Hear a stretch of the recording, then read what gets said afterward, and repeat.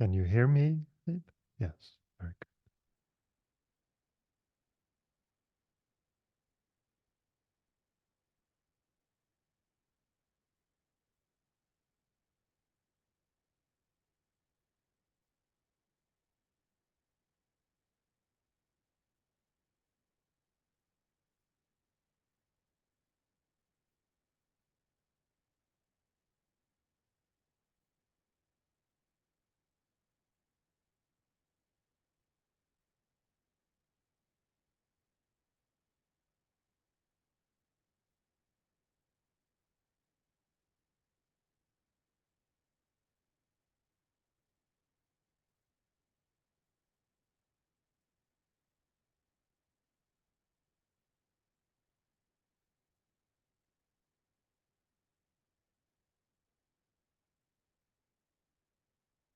To be in a field of love is not always easy.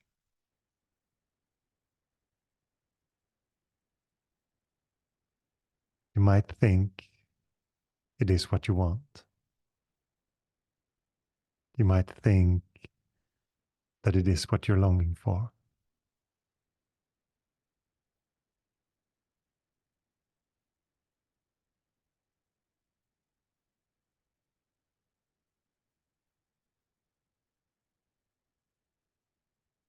But when peace comes to the surface of the mind, your old tendencies have space to breathe.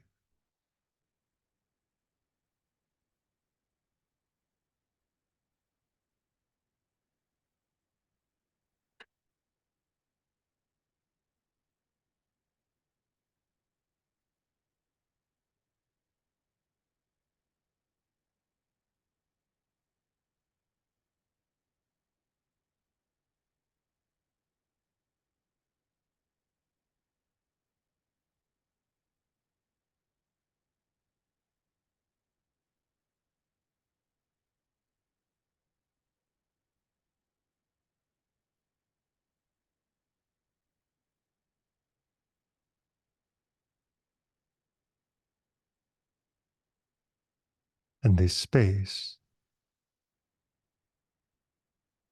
is what we need for everything.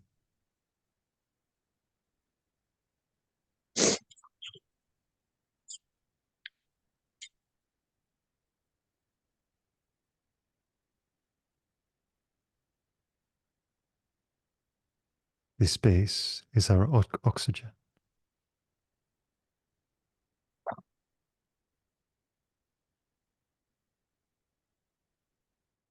This emptiness is where our playfulness, our love, where everything comes from.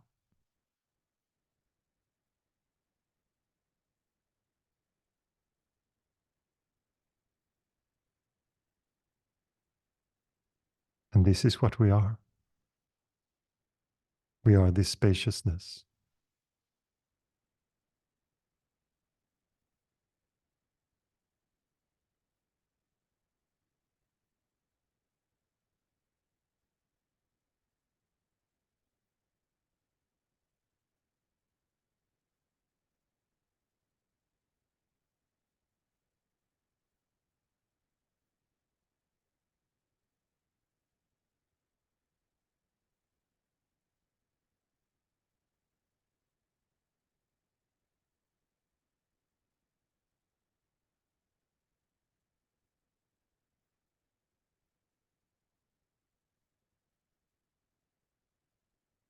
But as long as we believe that we are something else,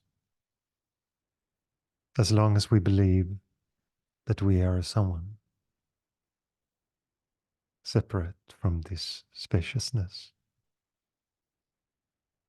we will for a while almost suffer love.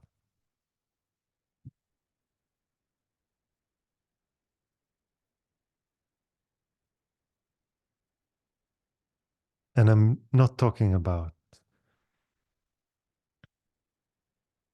the idea of love as an romantic love or love of another person. I'm talking about love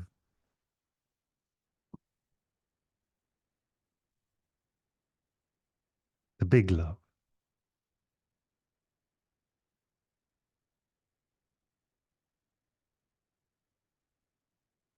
the love that doesn't discriminate,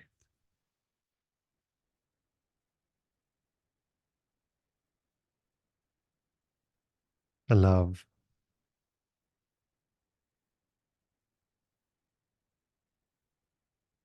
that really accepts,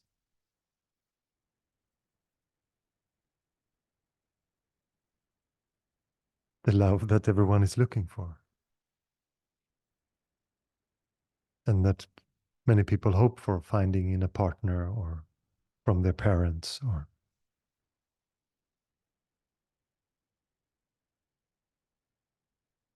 but this love comes from your essence. It comes from your nature.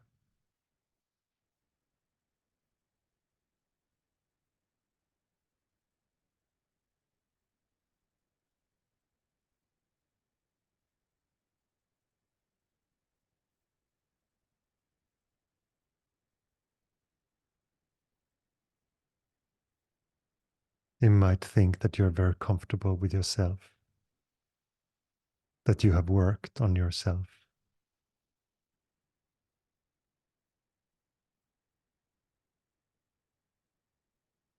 or that you know where all this practice, all this sadhana, where it's heading.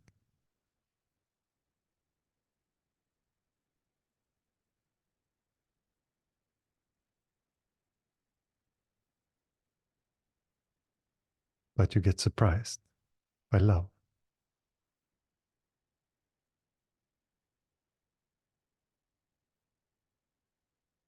Something that you thought was soft and caressing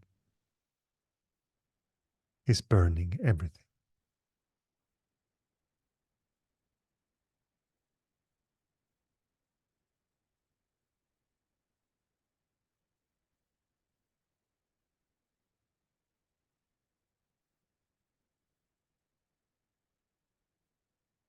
Feels like it will burn everything away.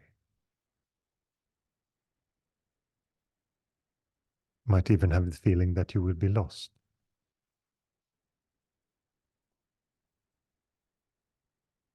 But this love will only burn what you are not.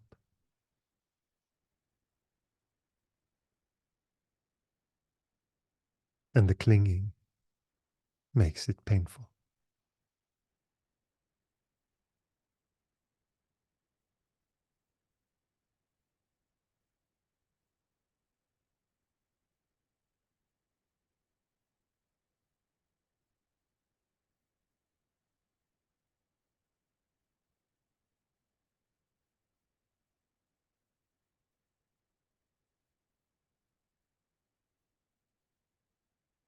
Everything that you feel that you are afraid to lose is what you are holding on to.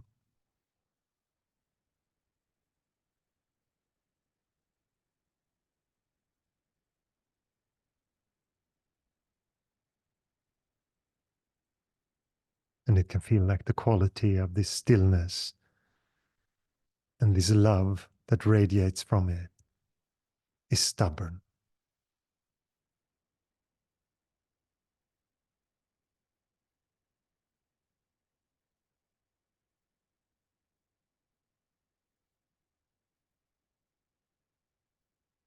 And it's stubborn because it cannot be moved. It cannot be pushed around. It cannot be lost.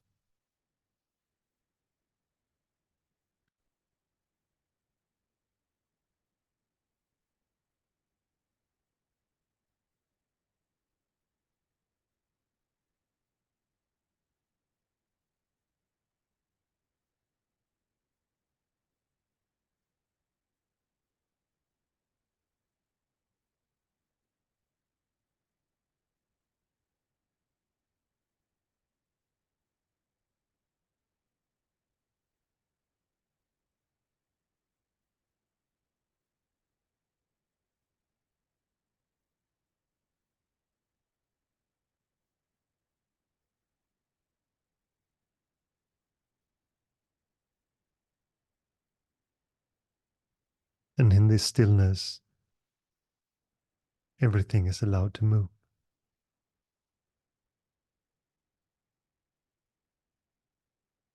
All your ideas of who you are, all the ideas of external event and what they are going to do for you.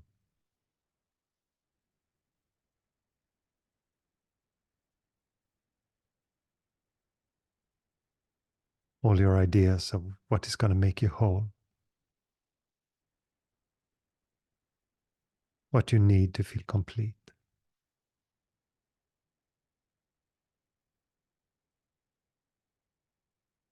Or your ideas of what is holding you back.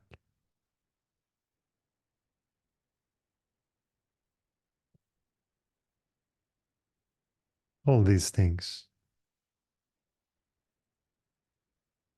come, stay for a while, and they go.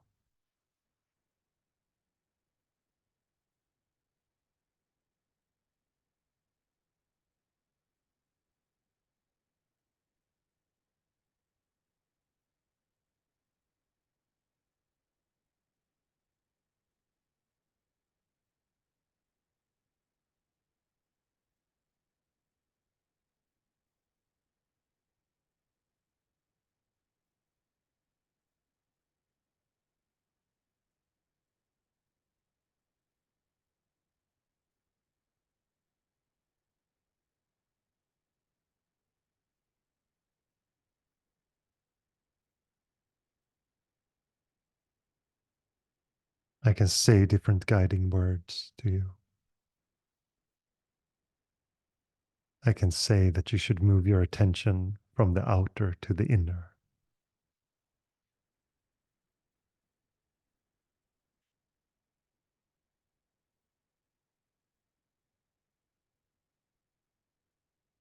But to the deep stillness that you are, there is no outer or inner.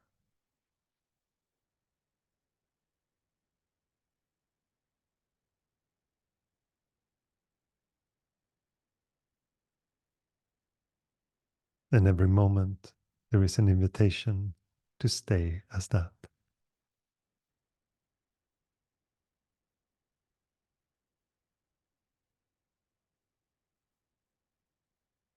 To just for a while, for a moment, give up your ideas of becoming.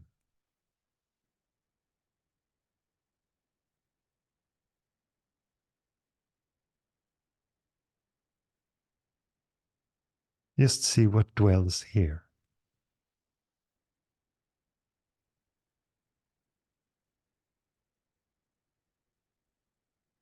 What is in this moment?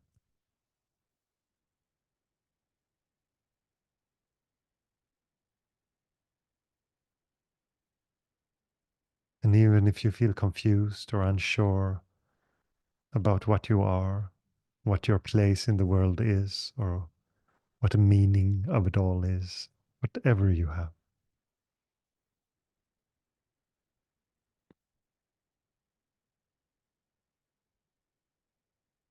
take a moment and look at this moment. Look at the present. Look at the now. Look at the isness itself.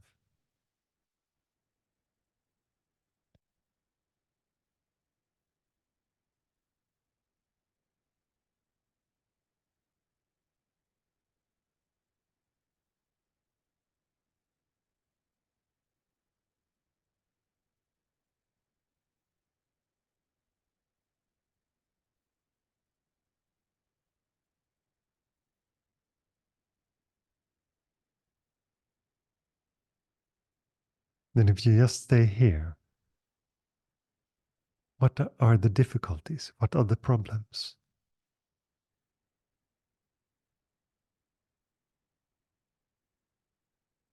There are none.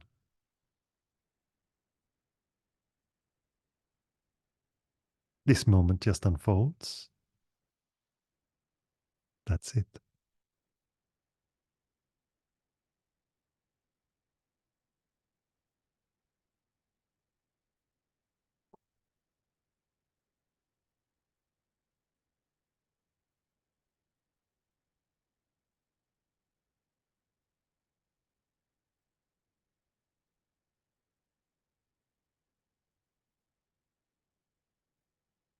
You have to go back into your old idea that you are someone.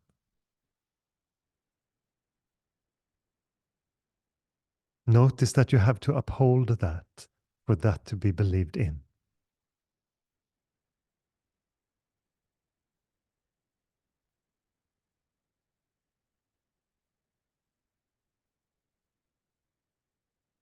If you're curious about this, then investigate, then really look.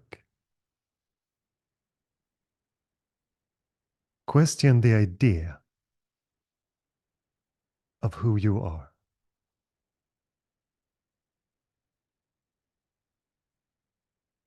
And if the strategies that you hold bring you happiness, give you a sense of peace.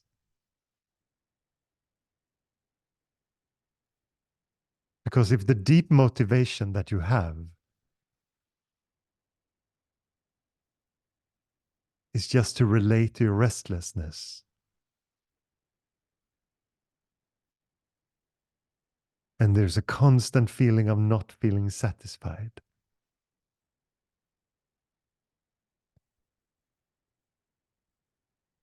that is the human suffering.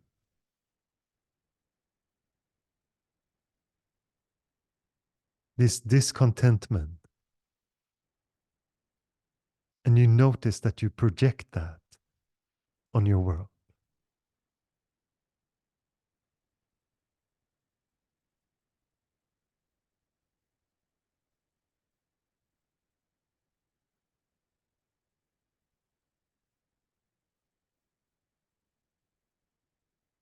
And you can have all kinds of conversations that you believe in. How can I be at peace when the world is in this state? Blah, blah, blah, blah. Whatever your excuse is,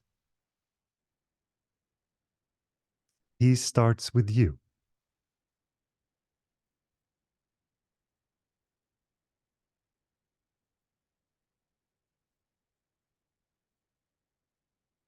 If you identify with thoughts, then those fears just continue.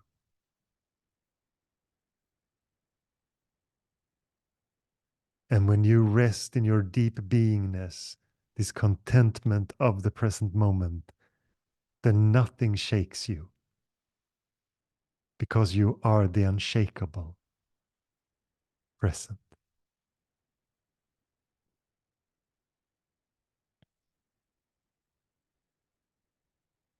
And that becomes the dead end for every fear.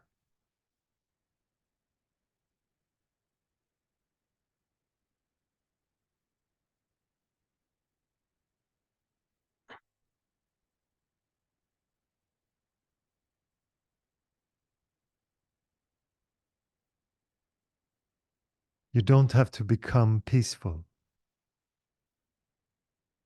You have to recognize that you are peacefulness.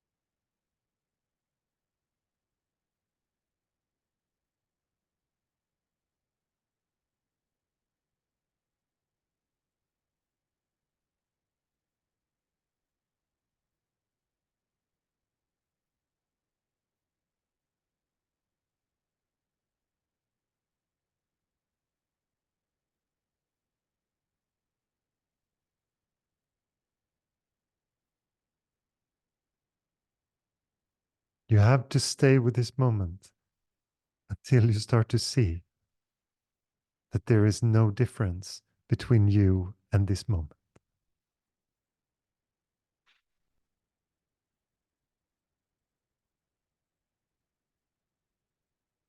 If you're sincere, it will reveal itself. That is the nature of things. But you cannot be a doer of it. As soon as you take on the idea that you are doing your meditation, you again become separate. you become a meditator. You separate yourself from the practice. But you are the practice. You are the sadhana.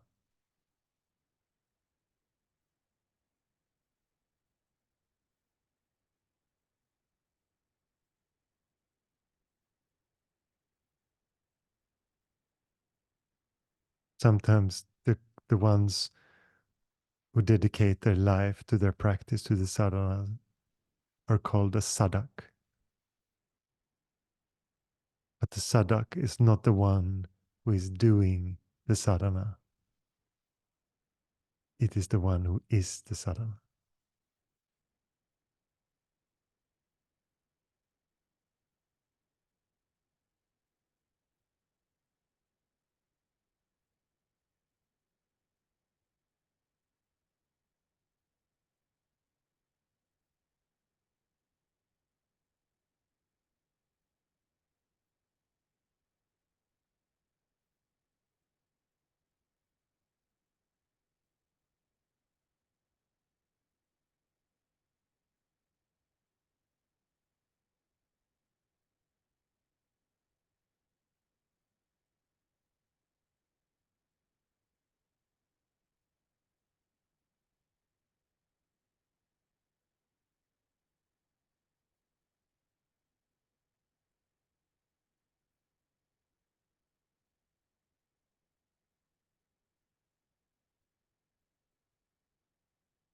And this stillness, this awareness, it is the quality of your life. If it's not close, if you're always distracted and identified, that there is so much suffering. Life can seem okay for a while, but as soon as you meet any resistance, you will identify it as a crisis. And it will be so heavy on you.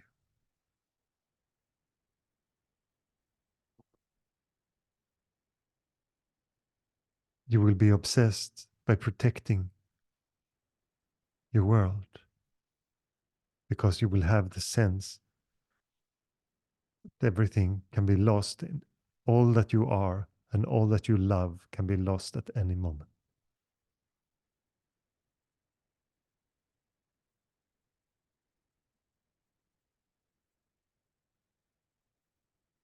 And this is what we call normal. This is the dread that most people live in.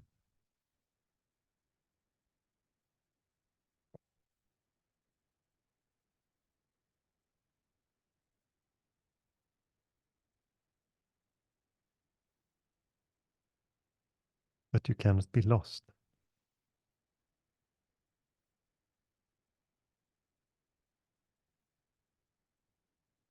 The only things that can be lost is what you are not.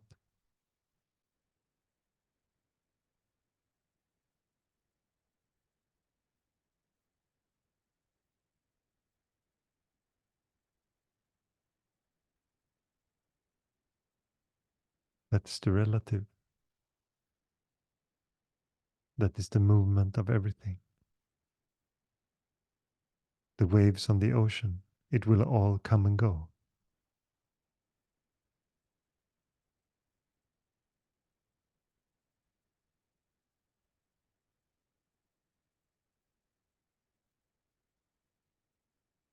And what your part in it will be played by itself. You won't be able to predict the future. You won't be able to compensate with your worries.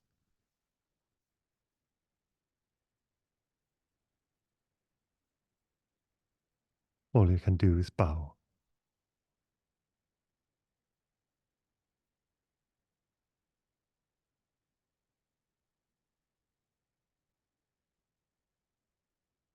And go with the naturalness of everything.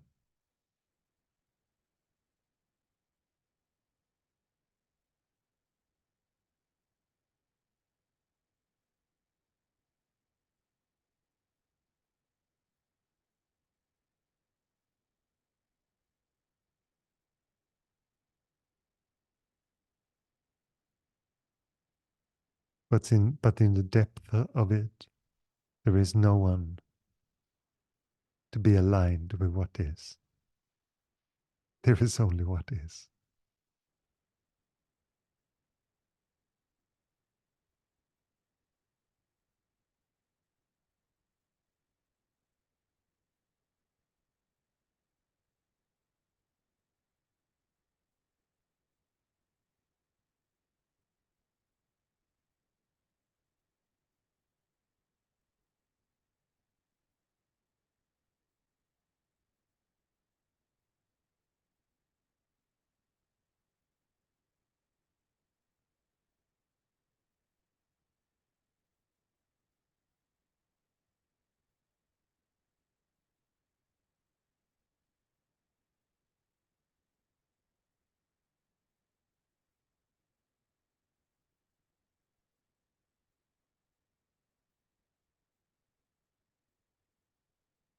What is a guided meditation?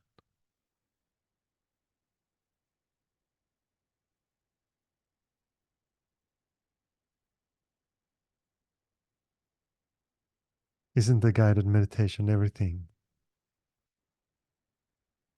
that makes you be here?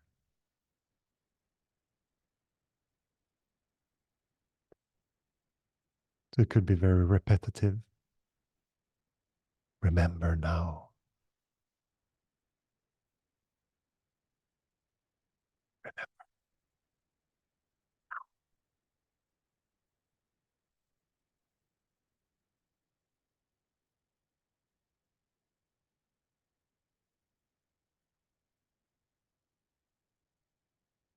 Or it could be very elaborate.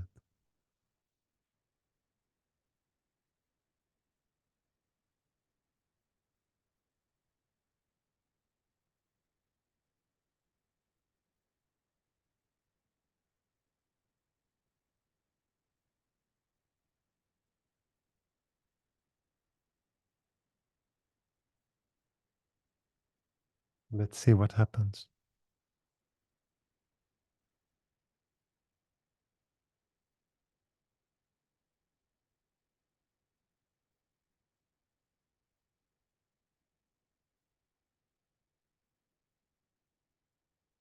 What is the difference before the bell rings and after?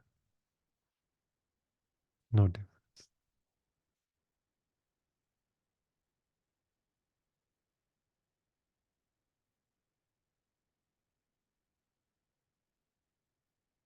You might have your eyes open. You might stretch your legs.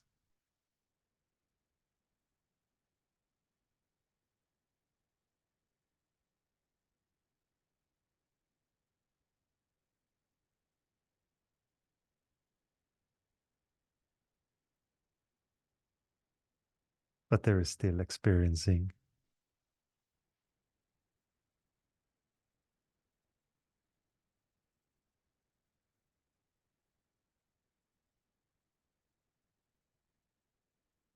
There is still nothing.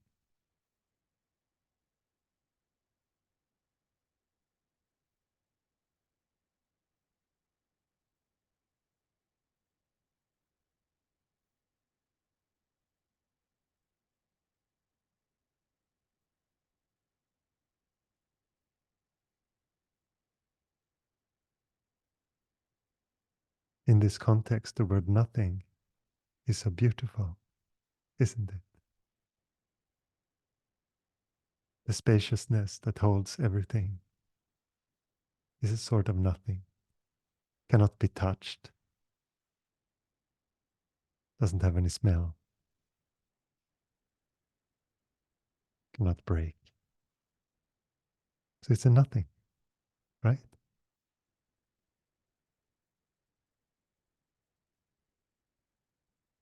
And it's very reminiscent of this other word that you hear sometimes, that is nothing. I cannot, it's like nothing inside, which can be a really dark place and that you feel really lost. A completely different nothing.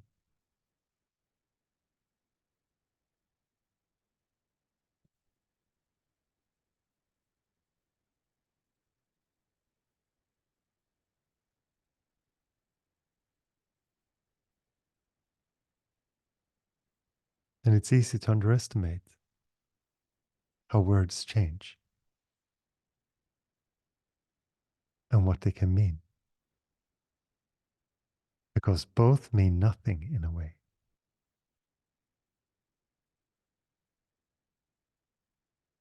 But one invokes a smile and the other does not.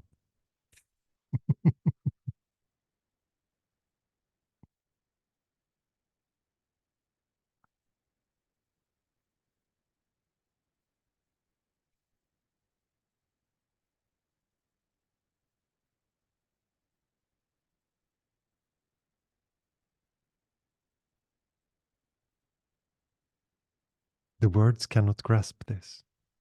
It's very important to really understand that the words have no chance in actually describing the now. It is only from experience it is possible.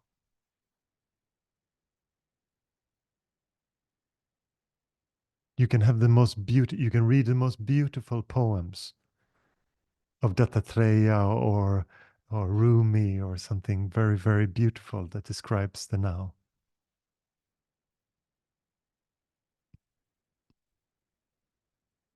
But many people misinterpret it as a love poem dedicated to a lover.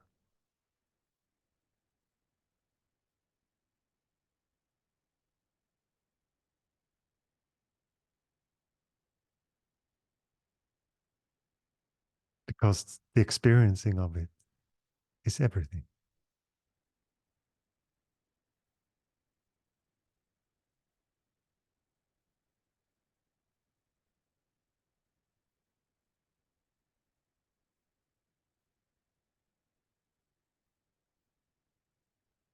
And for many, I think that part is very hard to handle. Because it says something much deeper.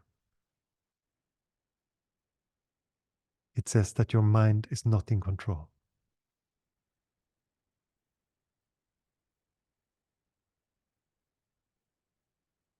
And anyone who's not a bit frightened by that is a bit crazy, I would say. They exist, of course.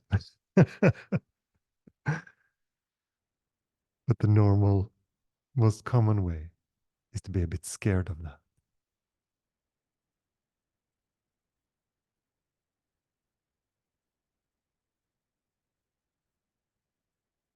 And it also pokes on something else.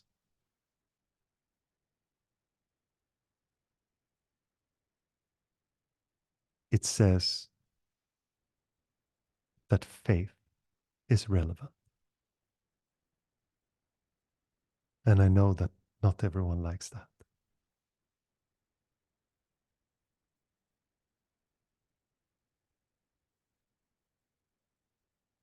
But it's an unavoidable component to this. Because if you're going to stay with the present, you need to trust that the idea of control that you usually have is not needed.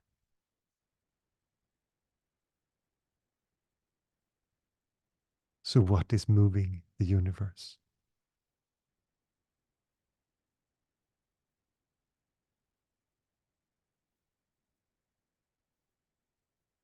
And when you start to notice that there is a force that seems to be creating the movement of things, and you relax into that, the only way to relax is to have faith.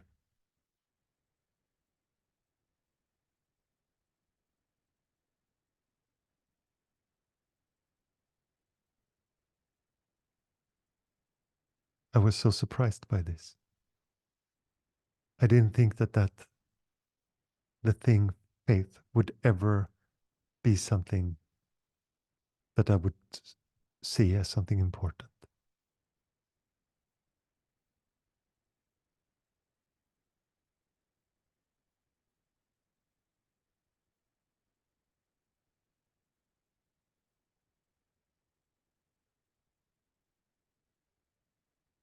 And now I would say faith is a natural part of us. That is the way that we relax into being. Because when the other idea of doing is there is separation.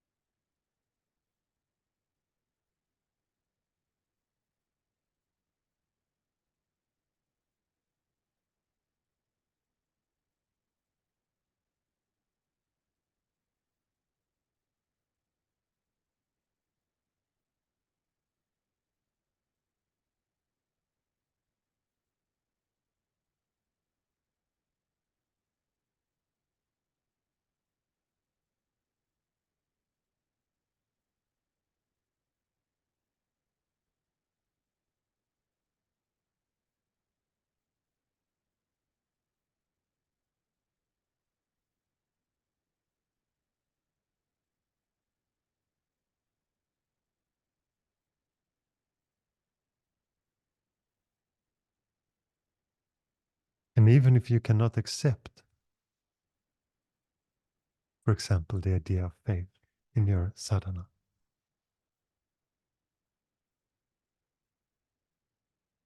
you can of course leave it out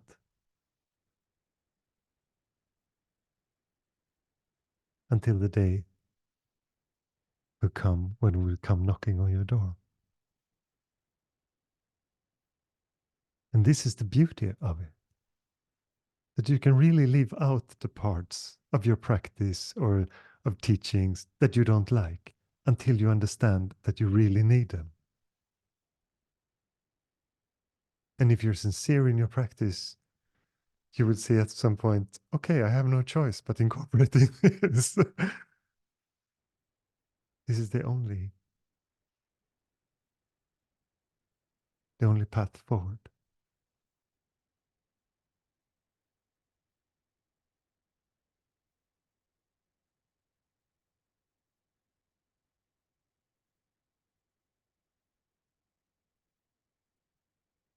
And always, you don't have to believe me. I would much rather like you to investigate. Even if it just provokes you, investigate. If it touches something you don't really know, look.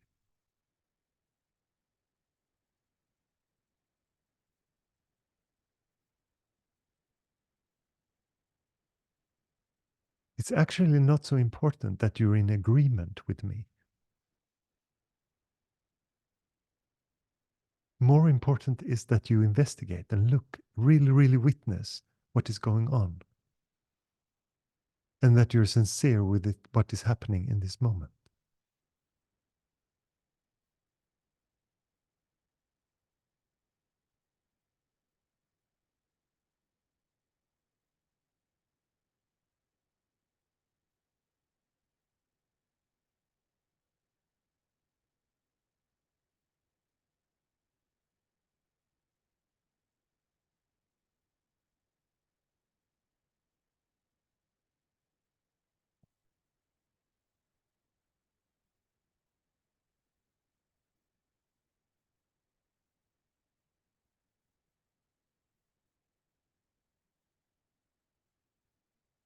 Any questions today?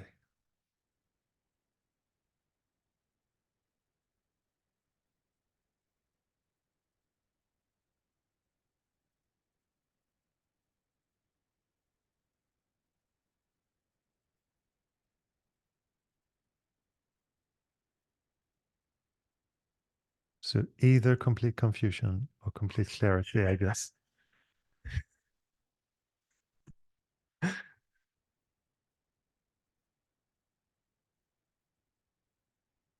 Yes.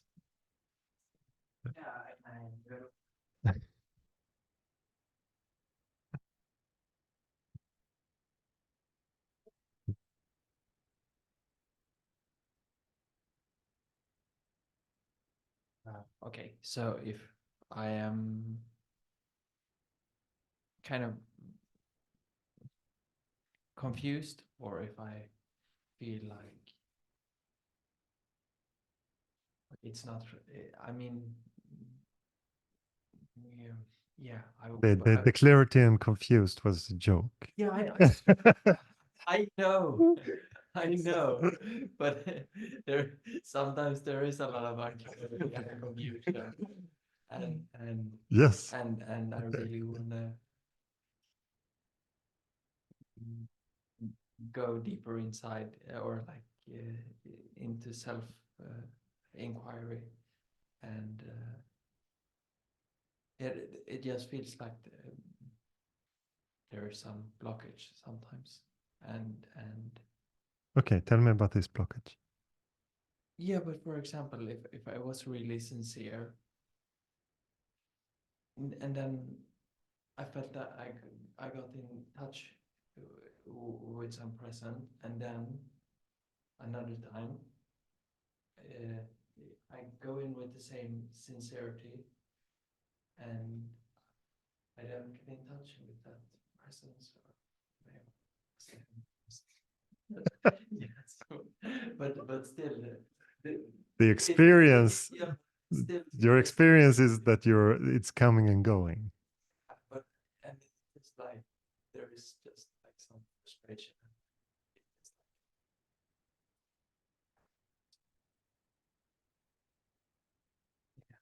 Is it the sense? Is it the sense that you're not good enough, or what kind of sense is coming up? more of a sense that I'm left being. Yeah, that you're on the outside of it somehow.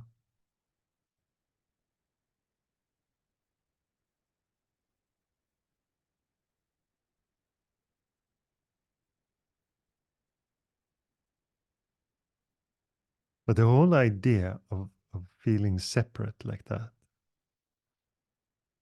has to spring from one idea first. You know this one?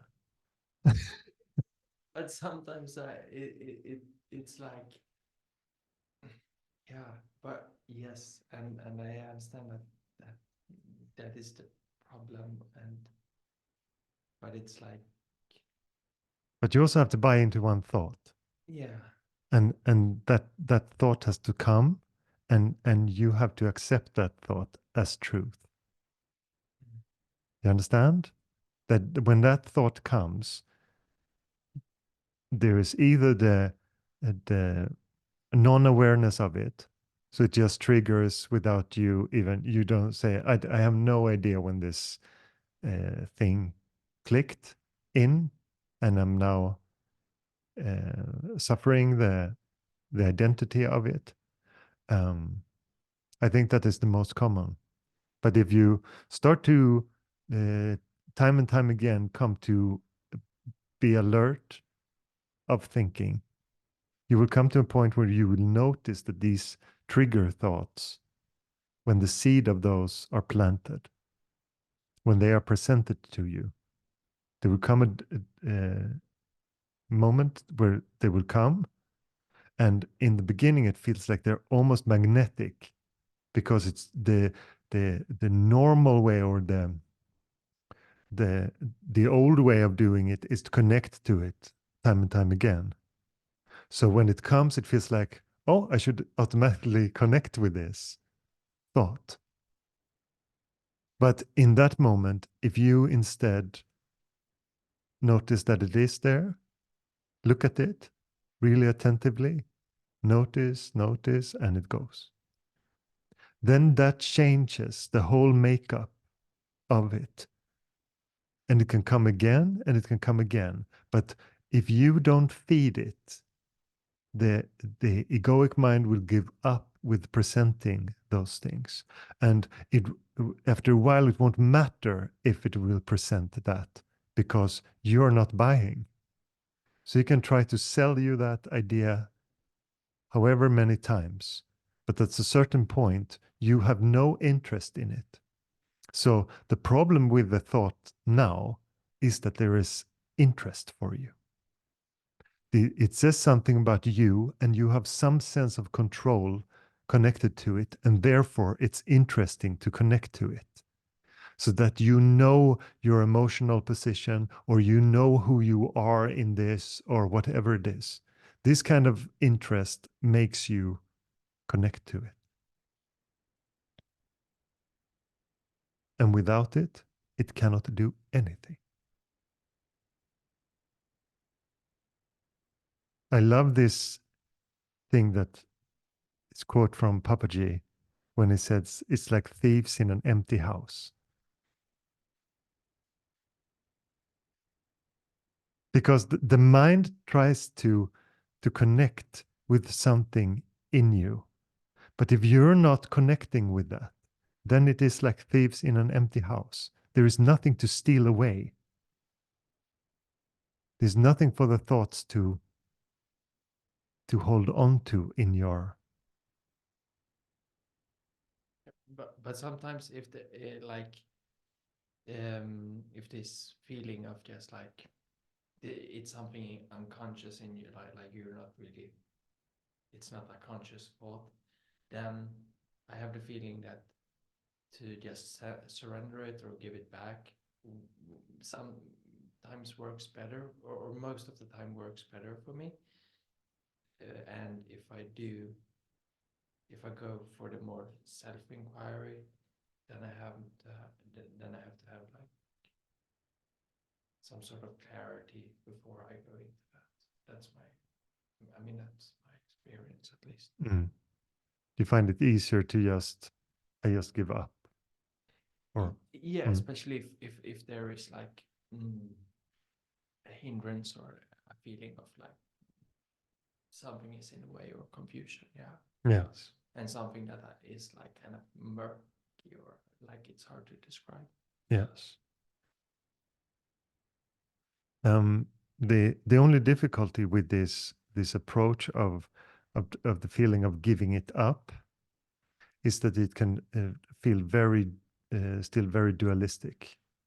There's so much relating to the thing, and it can absolutely work because you're no longer. But it's very easy that there is something still relating in it, and because in all ideas of letting go, you have to have an idea that you are someone who is letting go. So that's why the whole idea of surrender as a doing is always with the idea that there is a doer surrendering. And to an extent, it can be like, I give up, and it can work. But there's still a very dualistic approach. So the difference between the inquiry is that it shows that there is no one giving up. And that's a big difference. But there is not always a clear line between these, right?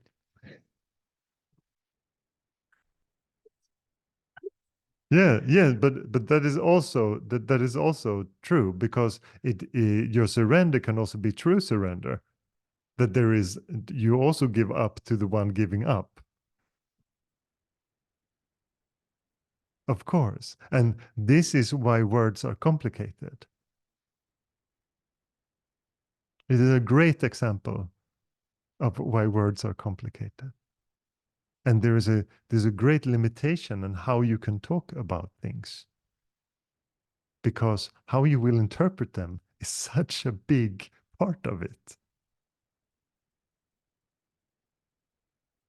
And you will hear some words in one context, and 1 year later you hear the same words, and you just, wow, these words really stand out now. They really have a lot of potency to them. They're really something. Before they were just like in the background. And that sometimes is enough to make a really, really big difference.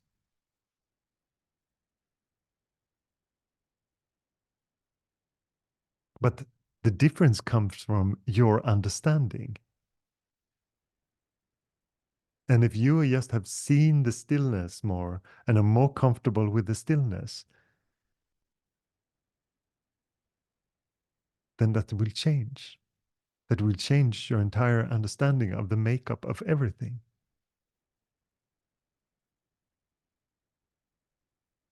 Is someone really angry at me? Or is there an experience of someone experiencing anger? That is such a big difference. If you understand that sentence, you understand the profound difference of that, what that is.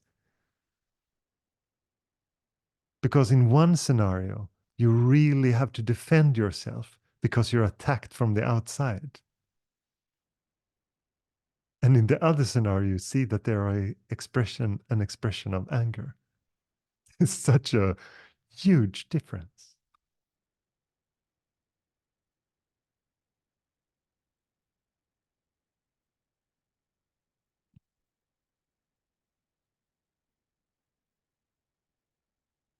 And the whole understanding of what identity does.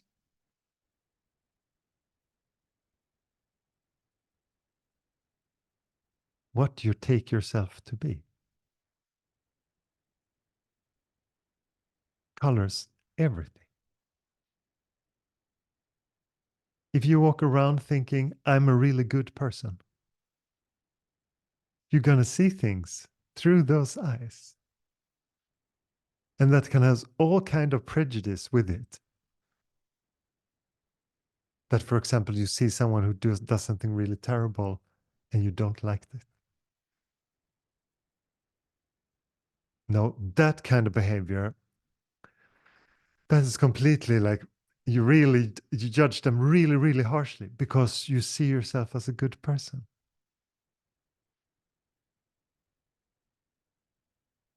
So we're so complex in this, even with the qualities that we usually associate with something good.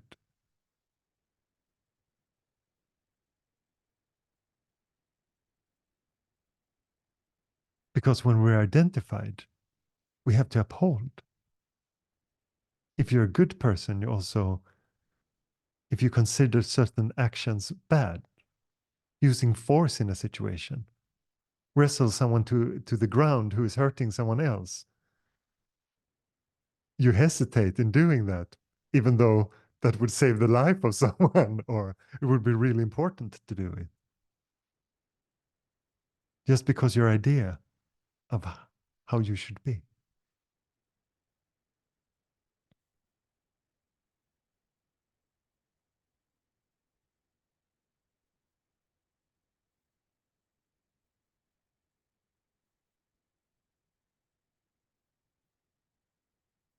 And that's why being is much more important than becoming.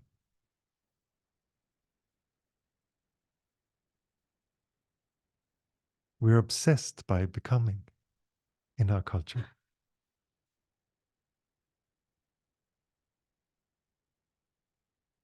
Always something else. But when we just stay as we are, we're the most beautiful.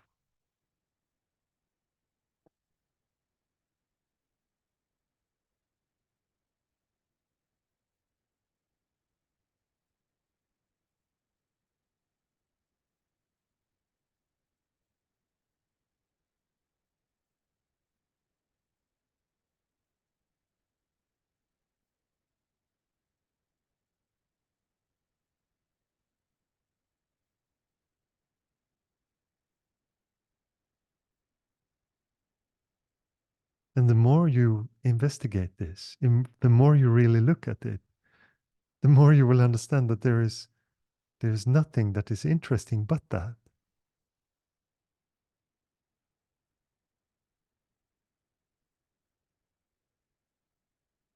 That being as you are is the whole shebang.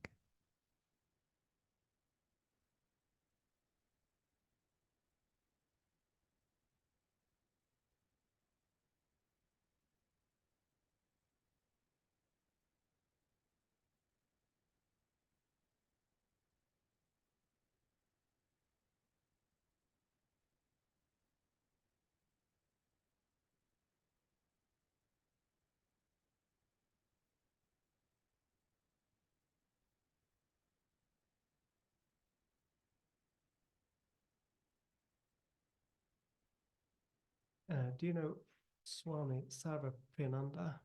He does a lot of YouTube stuff. He's a really cool guy. I think he's with the Vedanta Society of New York or something. Anyway, I've seen him lots on YouTube.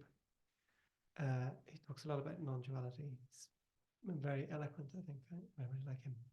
He talks a lot about something that always just stays with me. I think it's called vairagya in Sanskrit, which he translates as detachment. I'm sure there's so much nuance because of how Sanskrit works compared to English, I guess. But it seems like that's a sort of word or an idea that I've thought about for a long time, and I haven't quite sort of landed at what it maybe really means, because it can have, well, like speaking of words, it can have quite negative connotations in English. If you say you're detached, Yes. you're not in the present moment. But obviously in this context, it's a very positive thing. Yes. Do you have any thoughts about that? Yes.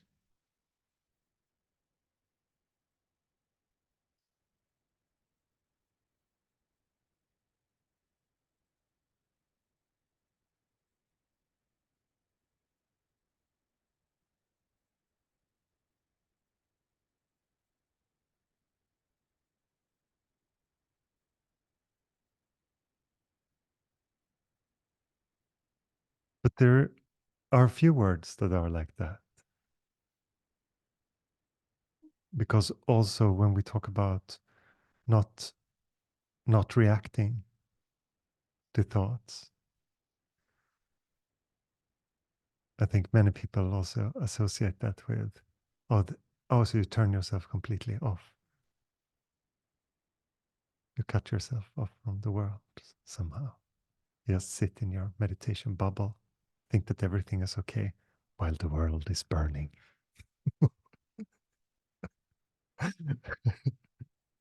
No,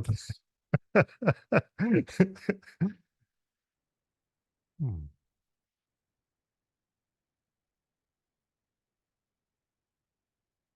And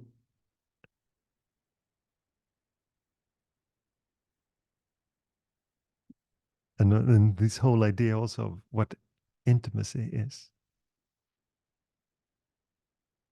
That if you're detached, you would actually be more intimate. Because in that detachment, if that non-identified state, you could really talk. You could really meet someone. Because otherwise, you think that you have to be in a certain way and you cannot really listen. Because you think your idea of yourself has demands on it, on how you should be perceived, and you have to uphold that image.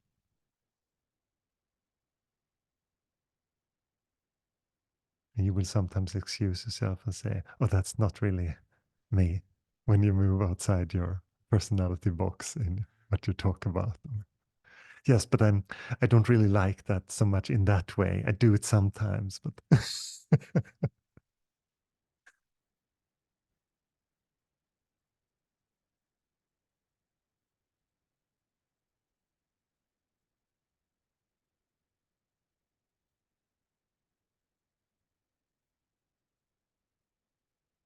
attachment is just that. To not be involved with the content personally, but still allow it to happen.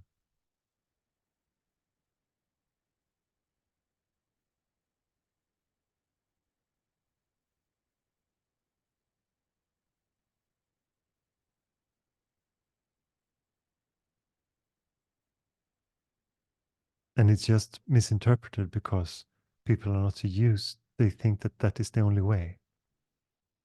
A thought comes and it tells you something about yourself. If the thought says, it's a good day, it's a good day. And the next day, when the thought comes, this is a bad day, then it's a bad day.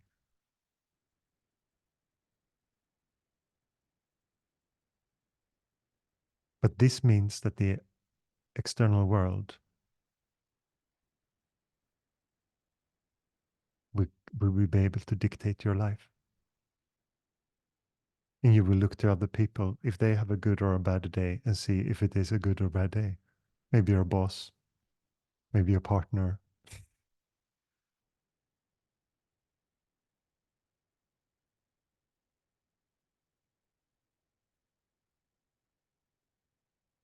And in a way, emotionally, that is very much being a slave. It's very much a bondage. Could almost be worse than physical restriction, being in prison or something. This could be worse because it's a very heavy mental bondage.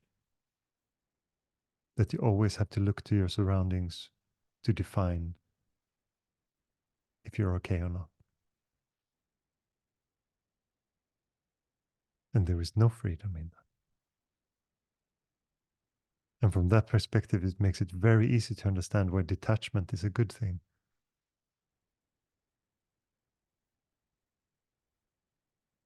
Because it frees you from that.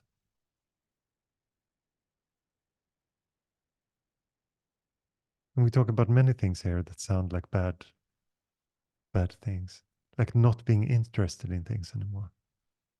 I think to most people that just sounds terrible. And there is so much freedom in not being interested.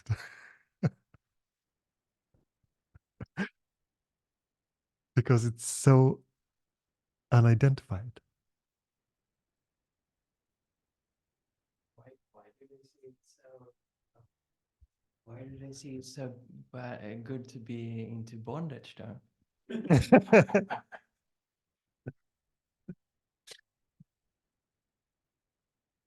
It is the attachment and the dependency in it that makes it seem like those ideas are a good companion, because it defines you and it creates a sense of consistency and a sense of security that you know who you are, in a sense. And I think that many people have these walk around with the fear of losing that without being very aware of this fear. It's like all the time, keep it together, keep yourself as the person as you want to present to other people, and you attach certain ideas from that, from your surroundings, from your parents, from whatever. And you have made a little concoction of all those things. And then you walk around with that, and you're very fearful that that's going to change in some way, or that it's going to fall apart, or it's going to expose you for what you really are. These kind of fears.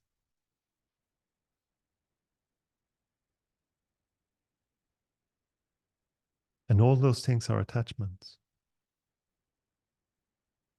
All those ideas and ideals.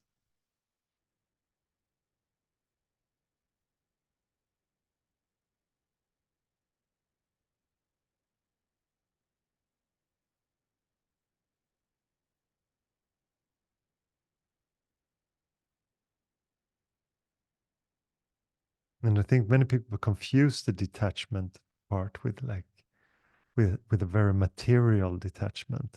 So they start to create a meditative persona that doesn't have much stuff in their home, or they have less furniture, whatever idea it is, because it feels like the detachment idea is too fickle, too difficult to really grasp what is the identified things, because that seems so abstract, I think, to most. But it's not. If you really look, it's not. If you just stay observant of what is going on inside you in situations, it will reveal itself, all of it. And if you're not so used to it, you will after a while feel like running away, because it will scare the shit out of you doing that. because it takes away the whole fabric that you used to have that holds it all together.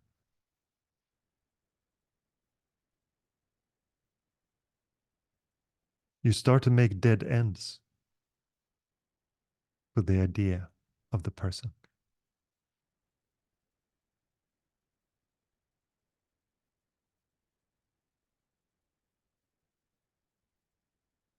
Because the egoic mind for most people has just been completely free reins to just do whatever.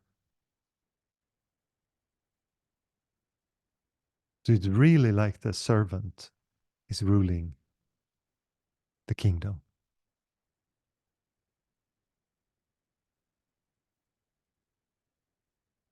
And the king is just confused and bowing to the servant. And yes, whatever you say.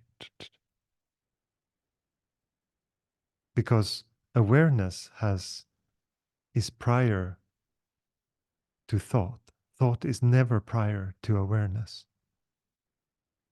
So the relationship between them is very, very natural if it's allowed to be natural. But for most people, it is the other way around.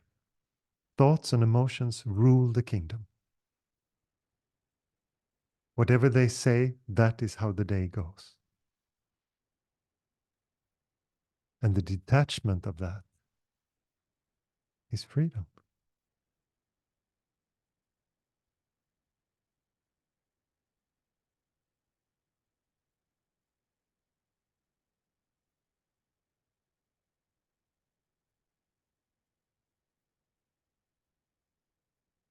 Did I answer your question? Good. Good.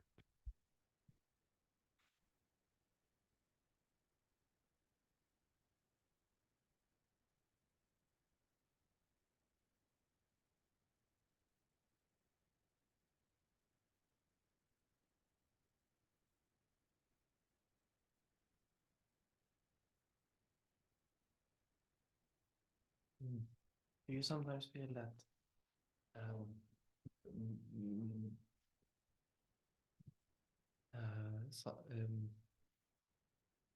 I'm not sure what it's called, but the ritual that you do sometimes before satsang or in a retreat,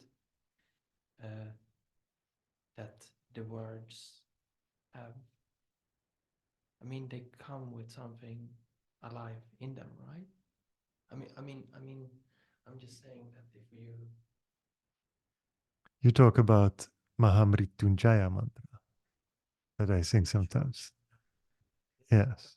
I'm just saying, like the words in, for example, Sanskrit, that they can also help us come in touch with something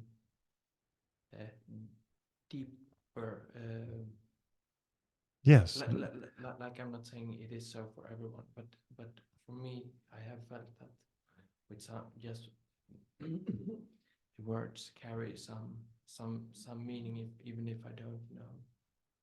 Yes, Yeah, but for someone who have no interest in mantras and is reciting a mantra or reading it, it will mean nothing. But if it resonates with you and if it touches you, and then it becomes something. As a picture of Ramana could also do that for you. Or something that you feel great devotion towards, that it just touches you. And you just find these different symbols. Some of them just speak to you and they just show you this part in you. And every time you look at that image or you hear that mantra, it touches you. Yes. Then it's great. Then there's some kind of connection with that. But there is nothing magical in it except that it touches that part of you. And you won't know which it's not like you get to choose which symbols work for you. And I like this symbol is more stylish, so I like that one. That's not how it works.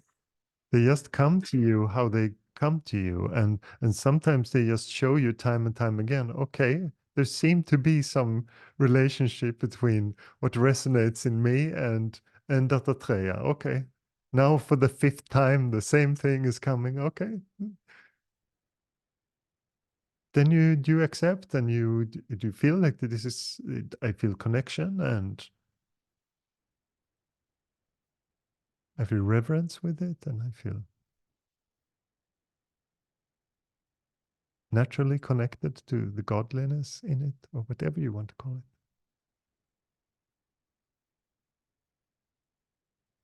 And these things are beautiful, that they just can come and be shown as they come.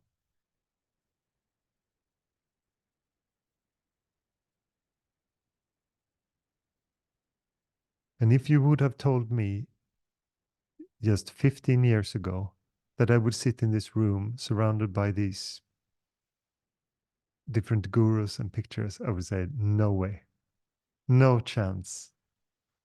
And do a mantra before something, before the meditation sometimes, I would say that will never happen. You're lying.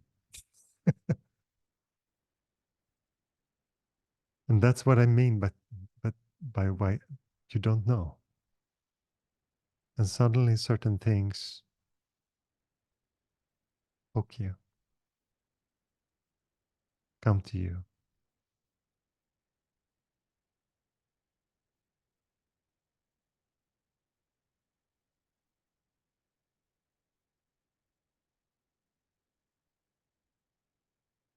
And you can avoid them for a while. But if it comes in the naturalness of your longing, it will come and come again, come knocking again. Is it time? Hello, is it time? No, it's not time. I'm into this now. And then Bhakti comes again and it says, hello, Atmananda, is it time?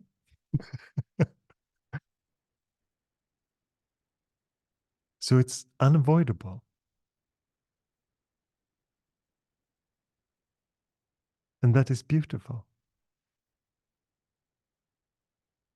It's just that the movement of everything at a certain point just, okay, you can resist it or you can allow it. These are your choices. So you can resist some more. Okay, I'm in resistance. I feel really tough. I feel like a someone for a while. Or at a certain point, it comes and comes again. And you just have to.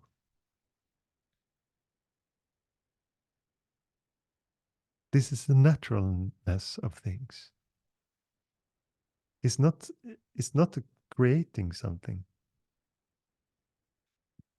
In the outer expressions, there can seem to be creativity and a way of presenting things and the playfulness of things. But in the exploration of who you are, that is, there's just that.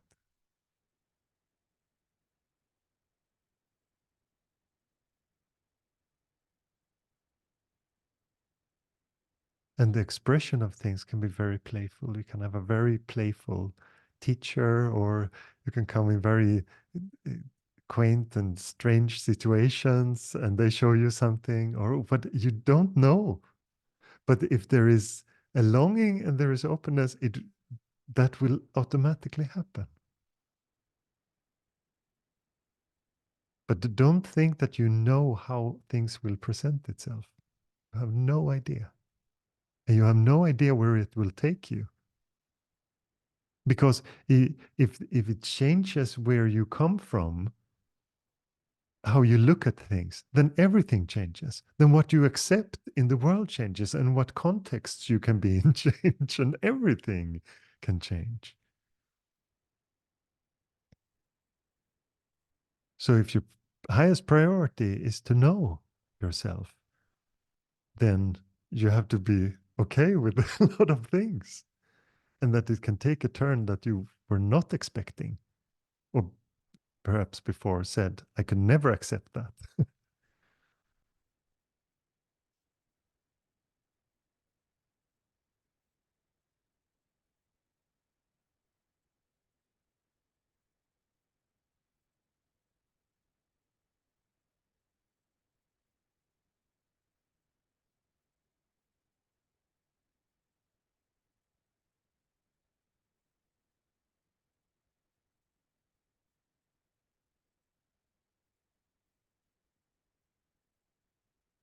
Is there any more questions?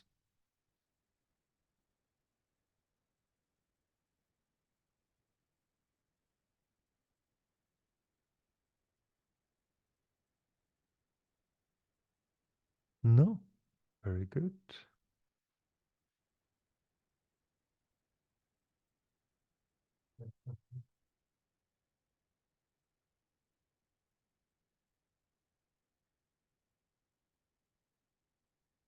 Is that enough? Yes. Very good.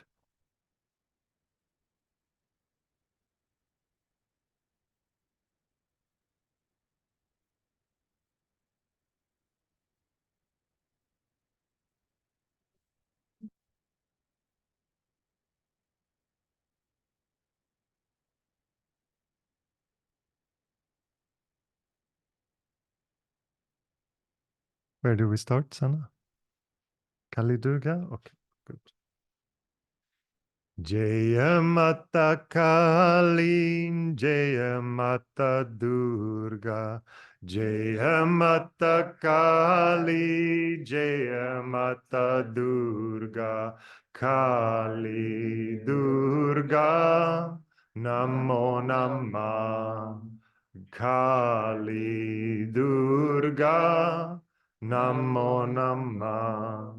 Jaya Mata Kali, Jaya Mata Durga, Jaya Mata Kali, Jaya Mata Durga, Kali Durga, Namo Namah, Kali Durga, Namo Namah. Kali Durga Namo Namah. Kali Durga Namo Namah. Kali Durga Namo Namah. Jaya Mata Kali, Jaya Mata Durga, Jaya Mata Kali, Jaya Mata Durga, Kali Durga, Namo Namah, Kali Durga, Namo Namah. Jaya Mata Kali, Jaya Mata Durga, Jaya Mata Kali, Jaya Mata Durga, Kali Durga, Namo Namah, Kali Durga, Namo Namah. Kali Durga Namo Namah.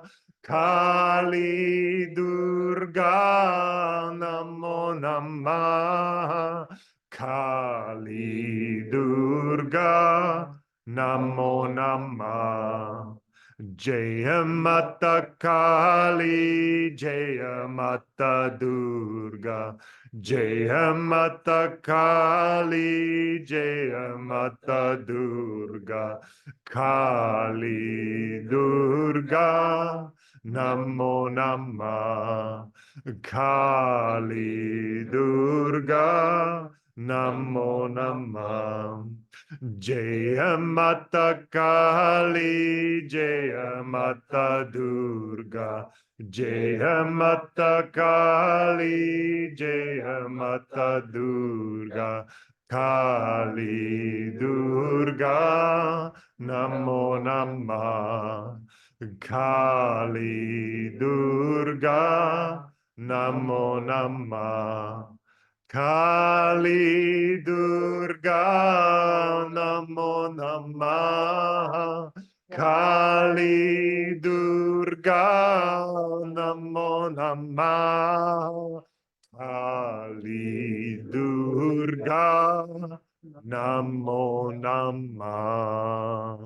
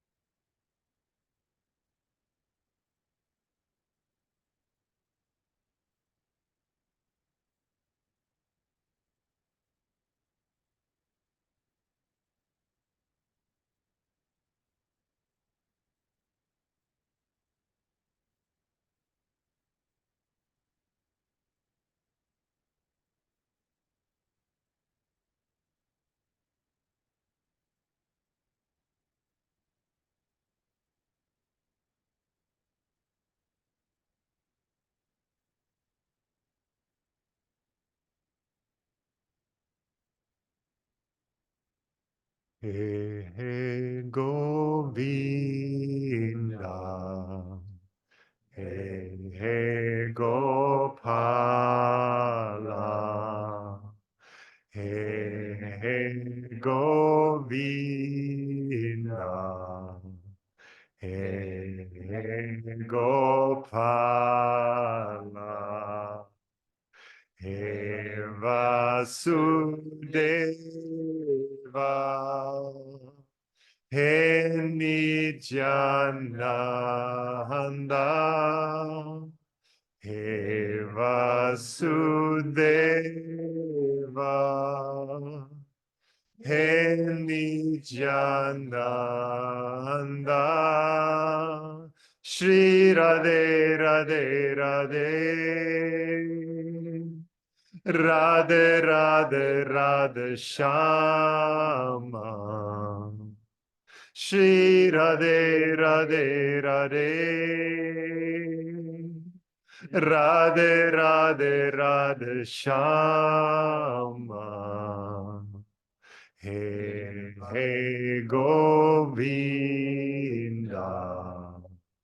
He He Gopala. He He Govinda, He He Gopala,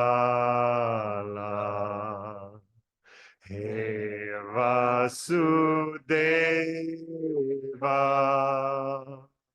He Nityananda,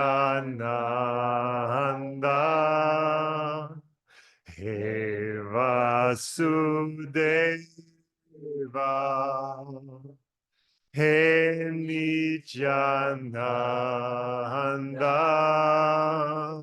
Shri Radhe Radhe Radhe, Radhe Radhe Radhe Shama, Shri Radhe Radhe Radhe, Radhe Radhe Radhe Shama. He He Govinda, He He Gopala, He He Govinda, He He Gopala, He Vasudeva,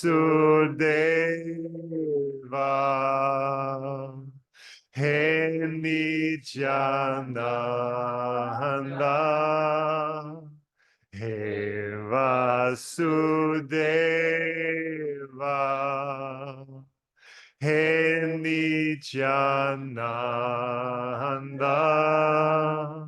Shri Radhe Radhe Radhe, Radhe Radhe Radhe Shama, Shri Radhe Radhe Radhe. Radhe Radhe Radhe Shama. Hey Hey Govinda. Hey Hey Gopala.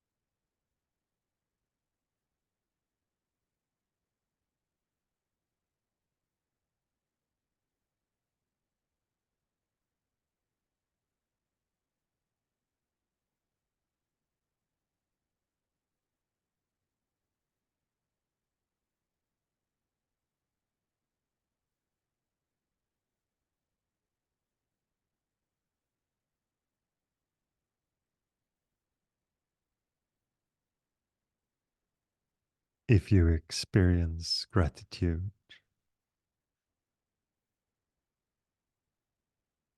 then give thanks.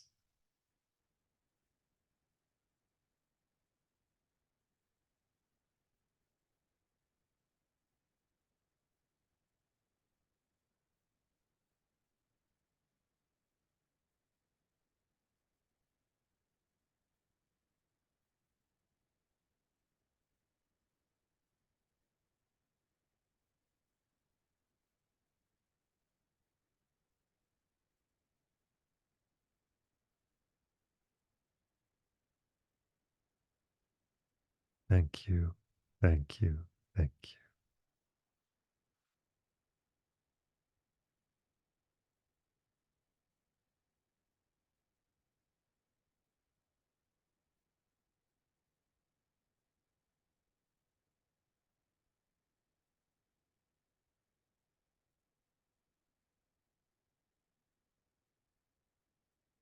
Thank you for thanks to the universe for revealing itself in all its mysterious, beautiful ways.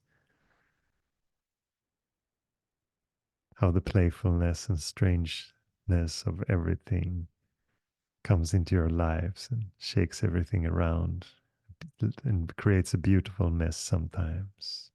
You don't understand why it's doing it. You don't like to feel shaken. But behind it all is the beauty of detachment, stillness.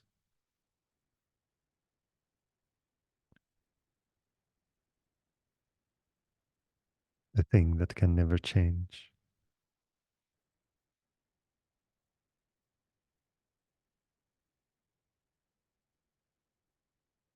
The permanence in this transient universe.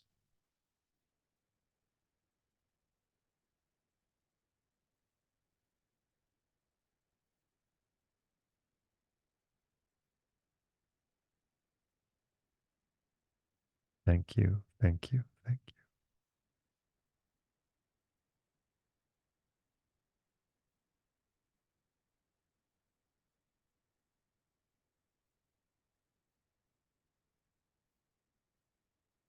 Love you all.